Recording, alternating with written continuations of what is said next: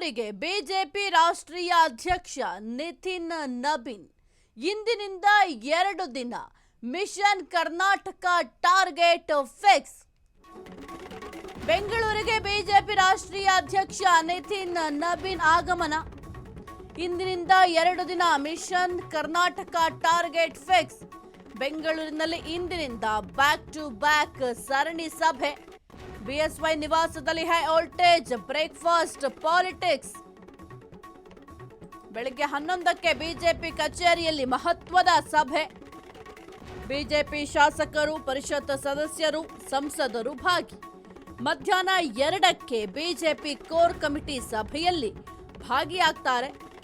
ಬೆಂಗಳೂರಿಗೆ ಬಿಜೆಪಿ ರಾಷ್ಟ್ರೀಯ ಅಧ್ಯಕ್ಷ ನಿತಿನ್ ನಬೀನ್ ಇಂದಿನಿಂದ 2 ದಿನ ಮಿಷನ್ ಕರ್ನಾಟಕ ಟಾರ್ಗೆಟ್ ಹಾಗಾದ್ರೆ ಫಿಕ್ಸಾ? ಬೆಂಗಳೂರಿನಲ್ಲಿ ಇಂದಿನಿಂದ ಬ್ಯಾಕ್ ಟು ಬ್ಯಾಕ್ ಸರಣಿ ಸಭೆ.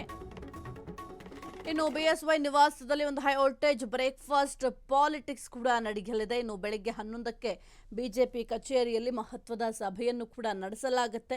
ಇನ್ನು ಬಿಜೆಪಿ ಶಾಸಕರು, ಪರಿಷತ್ ಸದಸ್ಯರು, ಸಂಸದರು ಕೂಡ ಭಾಗಿಯಾಗ್ತಾರೆ. ಮಧ್ಯಾಹ್ನ 2ಕ್ಕೆ ಬಿಜೆಪಿ ಕೋರ್ ಕಮಿಟಿ ಸಭೆಯಲ್ಲೂ ಕೂಡ ಎಲ್ಲರೂ ಕೂಡ ಭಾಗಿಯಾಗ್ತಾರೆ. ನಿತಿನ್ ನಬೀನ್ ಅವರು ಕೂಡ ಭಾಗಿಯಾಗ್ತಾರೆ. ಇನ್ನು ಭಾಗಿಯಾದಂತಹ ಸಂದರ್ಭದಲ್ಲಿ ಯಾವ ರೀತಿ ಕೆಲಸ ಮಾಡ್ತಾ ಇದ್ದಾರೆ, ಅವರ ಕಾರ್ಯವೈಖರಿ ಯಾವ ರೀತಿ ಇದೆ, ಅದೆಲ್ಲದರ ಬಗ್ಗೆಯೂ ಕೂಡ ಅವಲೋಕನ ಮಾಡುವ ಸಾಧ್ಯತೆಗಳಿದ್ದಾವೆ.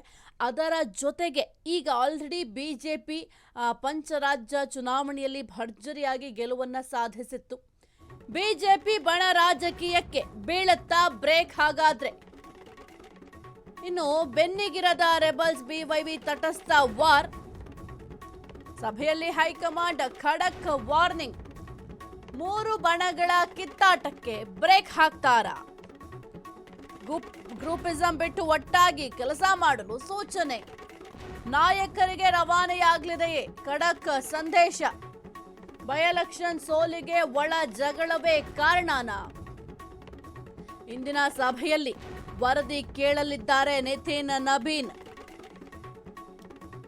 ನಿಷ್ಕ್ರಿಯ ನಾಯಕರಿಗೆ ಕಾದಿದೆಯಾ ಗೇಟ್ ಪಾಸ್ ಶಿಕ್ಷೆ?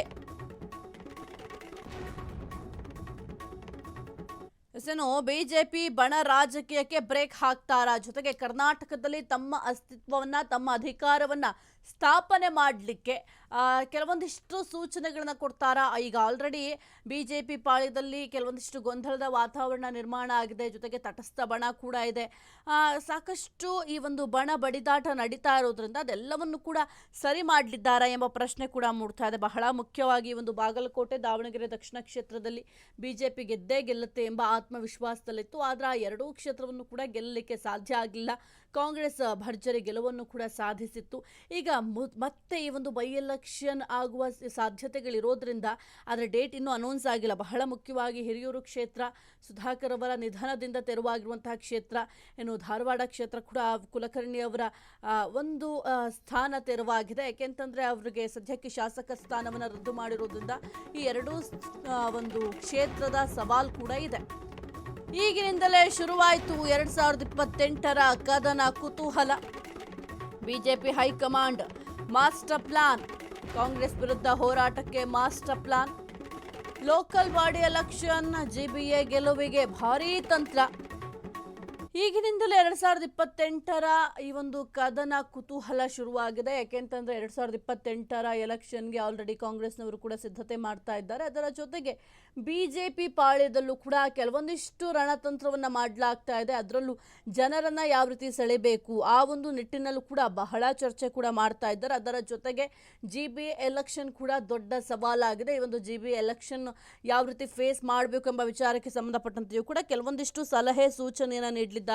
ಅದೆಲ್ಲದಕ್ಕೂ ಮೊದಲು ಈಗ 3 ಬಣಗಳು ಏನು ಕಿತ್ತಾಟವನ್ನು ಮಾಡ್ತಾ ಇದೆ, ಆ ಒಂದು 3 ಬಣಗಳಿಗೆ ಬ್ರೇಕ್ ಹಾಕಬೇಕಾಗಿದೆ.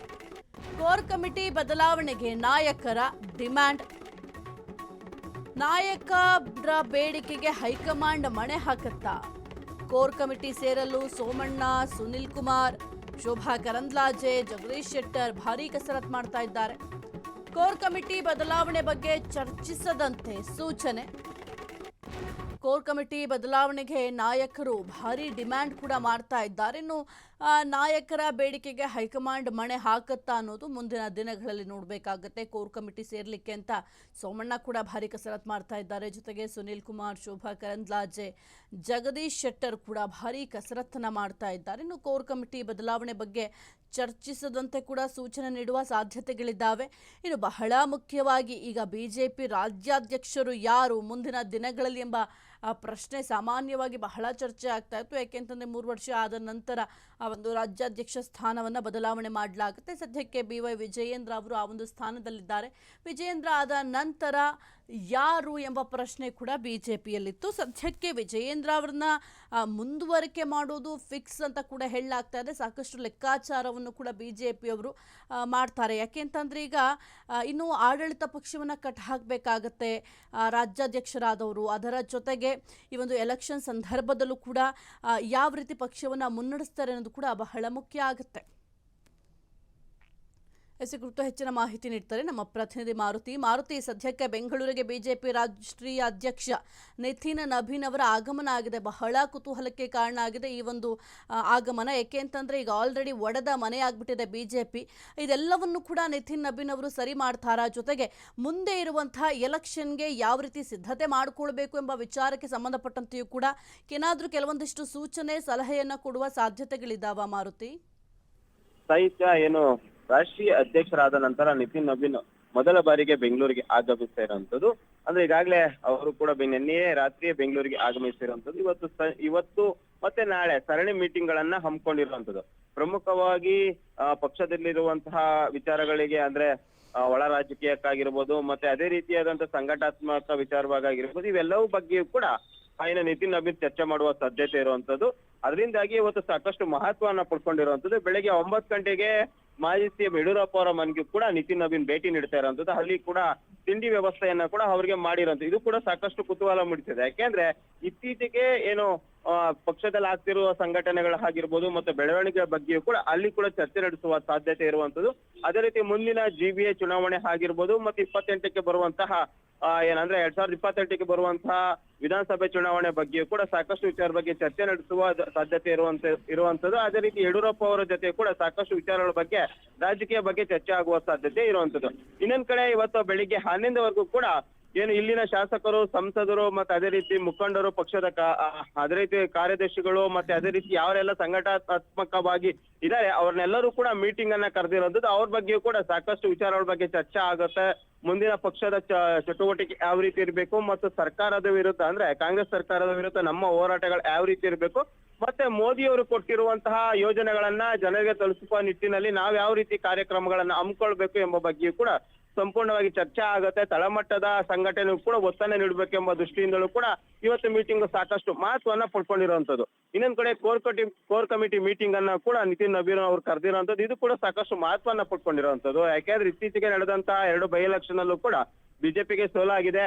ಅದೇ ರೀತಿ ಒಳ ರಾಜಕೀಯದಿಂದಲೇ ಅಂದ್ರೆ ಅಥವಾ ಒಗ್ಗಟ್ಟು ಇಲ್ಲದಿರೋದ್ರಿಂದಲೇ ನಾವು 2 ಬೈ ಎಲೆಕ್ಷನ್ ಅಲ್ಲೂ ಸೋತಿದೀವಿ ಅಂತ ಕೂಡ ಹಲವರು ಹೈಕಮಾಂಡ್ ನಾಯಕರಿಗೆ ಏನು ದೂರನ್ನ ನೀಡಿರುವಂತದ್ದು.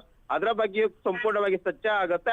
ಅದೇ ರೀತಿಯಾದಂತೆ SIR ಬಗ್ಗೆ ಕೂಡ ಸಂಪೂರ್ಣವಾಗಿ ಚರ್ಚೆ ಆಗುತ್ತೆ. ಯಾಕಂದ್ರೆ ಕಾಂಗ್ರೆಸ್ ನಾಯಕರು ಕೂಡ SIR ಬಗ್ಗೆ ವಿರೋಧ ಮಾಡ್ತಿದ್ರೆ ಅದರ ಮನವರಿಕೆ ಮಾಡ್ಬೇಕೆಂಬ ನಿಟ್ಟಿನಲ್ಲೂ ಕೂಡ ಇವತ್ತು ಕೋರ್ ಕಮಿಟಿ ಆಗಿರ್ಬೋದು ಮತ್ತು ಸಚಿವರು ಅಂದ್ರೆ ಶಾಸಕರು ಮತ್ತು ಸಂಸದರ ಮೀಟಿಂಗ್ ನಲ್ಲೂ ಕೂಡ ಚರ್ಚೆ ಆಗುತ್ತೆ. ಹಲವಾರು ವಿಚಾರಗಳು ಇಟ್ಕೊಂಡು ಇವತ್ತು ಬೆಂಗಳೂರಿಗೆ ನಿತಿನ್ ನಬೀನ್ ಬಂದಿರುವಂತದ್ದು. ಕಾದ್ ನೋಡ್ಬೇಕು ಯಾವ ರೀತಿಯಾದಂತಹ ಬೆಳವಣಿಗೆಗಳು ಬಿಜೆಪಿಯಲ್ಲಿ ಆಗುತ್ತೆ. ಪ್ರಮುಖವಾಗಿ ಒಳ ರಾಜಕೀಯಕ್ಕೆ ಏನಾದ್ರು ಬ್ರೇಕ್ ಹಾಕುತ್ತಾ ಎಂಬುದು ಕೂಡ ಕಾದ್ ನೋಡ್ಬೇಕು. ಯಾಕೆಂದ್ರೆ ಇನ್ 2 ವರ್ಷಗಳು ಮಾತ್ರ ಚುನಾವಣೆ ಬಾಕಿ ಇರುವಂತದ್ದು. ಈಗಿನಿಂದ ಎಲ್ಲವೂ ಸಿದ್ಧತೆಯನ್ನ ನಡೆಸ್ಕೊಳ್ಬೇಕು, ಮತ್ತೆ ಪಕ್ಷ ಸಂಘಟನೆ ಮಾಡ್ಬೇಕು, ಮತ್ತೆ ಅದೇ ರೀತಿಯಾದಂತ ಜನರಿಗೆ ತಲುಪುವ ನಿಟ್ಟಿನಲ್ಲಿ ಕೂಡ ಎಲ್ಲಾ ಕಾರ್ಯಕ್ರಮಗಳನ್ನ ಹಮ್ಮಿಕೊಳ್ಬೇಕು. ಅದರಿಂದಾಗಿ ಒಳ ರಾಜಕೀಯಕ್ಕೂ ಕೂಡ ಬ್ರೇಕ್ ಹಾಕುವ ಸಾಧ್ಯತೆ ಇರುವಂತದ್ದು. ಸಾಹಿತ್ಯ. ಓಕೆ, ಥ್ಯಾಂಕ್ ಯು ಮಾರುತಿ ನಿಮ್ಮೆಲ್ಲ ಮಾಹಿತಿಗಾಗಿ.